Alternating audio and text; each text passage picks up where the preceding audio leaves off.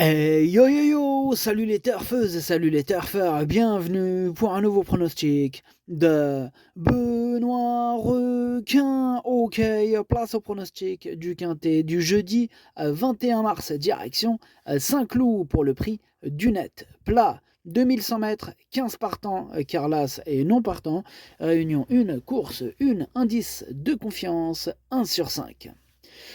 Cette vidéo, je la tourne avant l'arrivée du quintet de ce mercredi et je reviendrai dessus demain. Ok, c'est parti, on commence le pronostic et on commence avec le numéro 1 qui est donc non partant. On enchaîne donc sur le numéro 2, Girafe, et on écoute Patrice Cotier, l'entraîneur. Girafe m'a un peu surpris à Borelli. Bon, je ne m'attendais pas à une si bonne performance, hein. Elle affectionne les pistes très souples, voire lourdes, et j'espère que ce sera encore le cas ce jeudi face au seul jument. J'espère l'avoir terminé à l'arrivée. J'espère aussi, hein, étant donné que c'est mon préféré ce numéro 2 et je l'ai carrément installé en tête. On passe au numéro 3, Beautiful Memory, et on écoute Nicolas Perret. Beautiful Memory, il avait besoin dernièrement de retrouver le rythme de la compétition et dès lors, je n'ai pas été déçu de sa prestation. À cette valeur, je n'ai pas le choix, elle doit attaquer les quintets. J'ai privilégié celui-ci car elle n'affrontera que des juments, ce qui reste un peu plus abordable, hein, car à cette valeur, sa marge demeure assez réduite pour une place. Eh bien, ce numéro 3, lui aussi, je l'ai gardé. Je le rachète direct, hein. Je pense qu'il va remettre les pendules à l'heure jeudi. Et c'est pour ça que je l'ai gardé. Je l'ai mis 5e. On passe au numéro 4, Seabreaker. Et on écoute Henri-Alex Pantal. Seabreaker vient de faire une bonne rentrée à Fontainebleau. Elle est restée bien. Je compte sur elle pour une confirmation. Je compte aussi sur elle, hein, Henri-Alex Pantal. Ce numéro 4, lui aussi, je l'ai gardé. Mais plutôt en bout de combinaison. On enchaîne avec le numéro 5, Love Songur Island, et on écoute Mathieu Brasme. Love Songur Island, il n'a pas une marge énorme, mais en dernier lieu, l'allongement des distances a plutôt été concluant, hein. Bon, c'était toutefois peut-être un peu trop long, mais il n'y avait pas le choix des engagements, voilà tout. Bon, là, les 2100 mètres, 2100 mètres doivent être le bon compromis. On change de surface et j'espère juste que le terrain ne sera pas trop pénible. Bon, on a attendu ce quintet de femelles. Elle a l'air très bien et j'y compte. Moi, ce numéro 5, je ne l'ai pas retenu. En même temps, il a fallu faire un choix. Il est ouvert ce quintet, hein. Ils sont nombreux à pouvoir espérer se mêler à l'emballage final, hein, donc on ne peut pas tous les retenir. Et ce numéro 5, c'est un regret. C'est mon deuxième cheval de complément en cas de non partant. Attention. On passe au numéro 6, Deep Sea, et on écoute Eric Libaud. Deep Sea a du travail pour cette rentrée, elle est très bien. Le terrain pénible ne devrait pas la gêner, ce qui sera un atout important. Alors certes, elle est sous le coup d'une surcharge, mais elle évolue dans sa catégorie et elle a son mot à dire. Elle a son mot à dire, nous dit Eric Libaud. Ce numéro 6, lui non plus, je l'ai pas retenu. Il est en plein milieu de ma petite liste des possibles troubles faits. On enchaîne avec le numéro 7, Légende, et on écoute Satoshi Kobayashi. Légende a gagné pour sa rentrée au Croisé-la-Roche, puis s'est très bien défendue dans une liste toulousaine. Physiquement, elle a beaucoup évolué et devrait pouvoir faire une belle saison.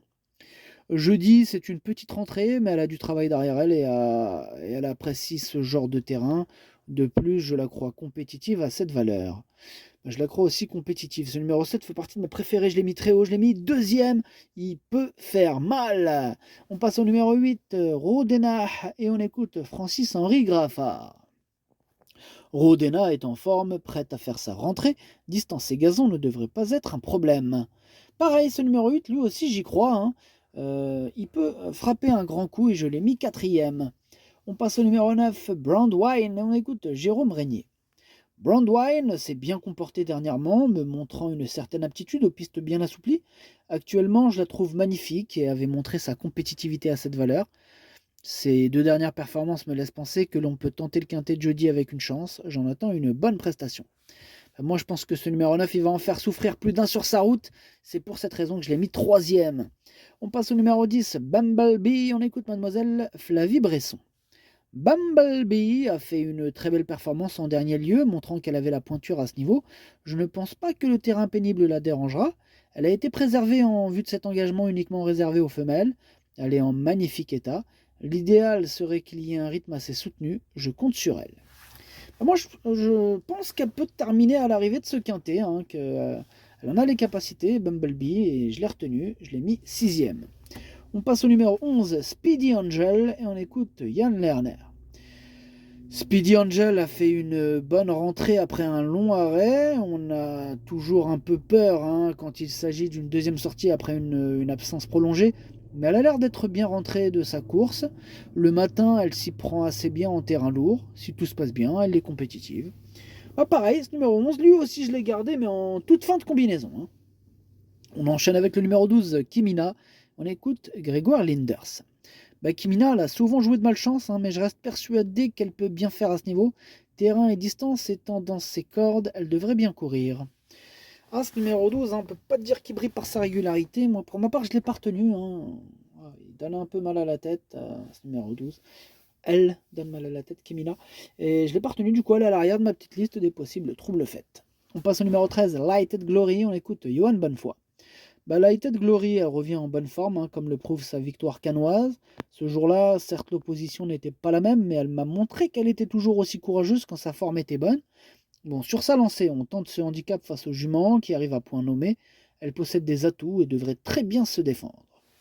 Bon, malgré ce commentaire positif, hein, et optimiste de Johan Bonnefoy, je ne l'ai pas retenu en ce numéro 13. J'en ai préféré d'autres. On passe au numéro 14, c'est Adia, et on écoute Madame Pauline Menges. Adia n'a pas beaucoup de références sur cette surface. Cette sortie me guidera pour la suite, mais sur sa forme actuelle, même si elle monte de catégorie, elle ne devrait pas être ridicule. Ce numéro 14, moi je ne l'ai pas retenu, mais c'est quand même lui le chef et le capitaine, hein, de ma petite liste des possibles casseurs de tickets repérés. Attention.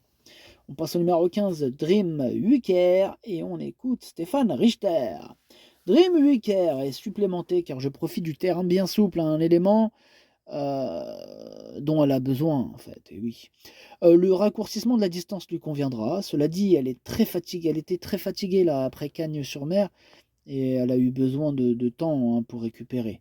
Cette course, ça pourrait arriver un peu trop tôt, elle peut uniquement surprendre. Bon, clairement, moi, ce numéro 15, je ne l'ai pas du tout retenu. Et on termine avec le numéro 16, Morisot, et on écoute Paul de Chevigny. Morisot est une chic pouliche, hein, qui fait toutes ses courses, hein. Cependant, jeudi, c'est une rentrée, et avec les dernières intempéries, elle n'a pas travaillé comme prévu. Je la présente ici pour l'avancer, car il faut effectuer une rentrée. Cela me fait dire que sa tâche me paraît délicate, hein. Et oui, c'est dommage, hein, car les paramètres lui sont favorables, mais j'ai eu une préparation douteuse.